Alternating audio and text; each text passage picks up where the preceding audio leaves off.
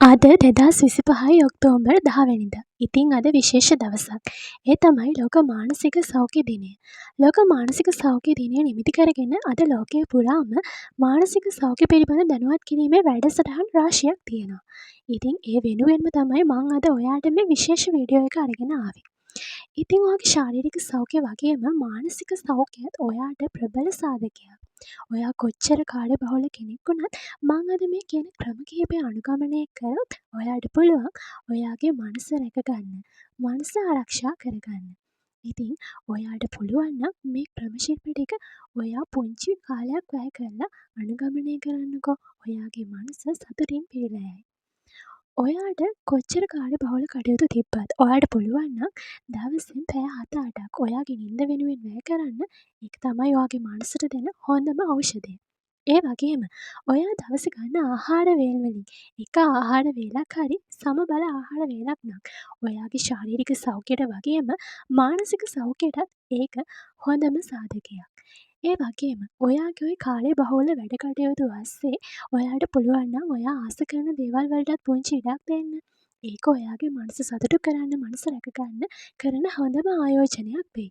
ඔයාට පුළුවන් ඉන්ස්ට්‍රුමන්ට් එකක් ප්ලේ කරන්න, මියුසික් අහන්න, ස්පෝර්ට් කරන්න, මේ වගේ දේවල් කරන්න. ඒ වගේම ඔයාගේ ජංගම දුරකථනය, පරිගණකය, රූපවාහිනිය මේ දේවල් භාවිතා කරන එකෙන් චුට්ටක් ඈත් වෙලා ඔයාට පුළුවන් නම් හොඳ සමාජ සම්බන්ධතාවලට අවතීර්ණ වෙන්න, ඔයාගේ මනස ශක්තිමත් කරගන්න, මනස සතුටු කරන්න ඔයාට අවස්ථාවක් උදා වෙනවා. ඒ වගේම ඔයාට පුළුවන් ව්‍යායාම කරන්න.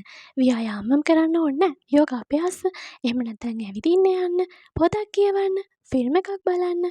මෙන්න මේ වගේ පුංචි පුංචි දේවල් වලින් ඔයාගේ මනස සතුටු කරන්න, ඔයාගේ මනස රැකගන්න ඔයාට පුළුවන්. ඉතින් ඔයාට දැනෙනවා නම් දීර්ඝ කාලයක් තිස්සේ ඔයාගේ නිදියන රටාව වෙනස් කියලා. ඒ වගේම ඔයාගේ දවසේ වැඩ කටයුතු අවුල් වෙනවා කියලා. එහෙම නැත්නම් දීර්ඝ කාලයක් තිස්සේ ඔයා කාංසාවෙන් පෙළෙනවා කියලා. එහෙමත් නැත්නම් ඔයාට දැනෙනවා නම් ඔයාට සමාජයට අවතීර්ණ වෙන්න බයක්, ලැජ්ජාවක් තියෙනවා කියලා.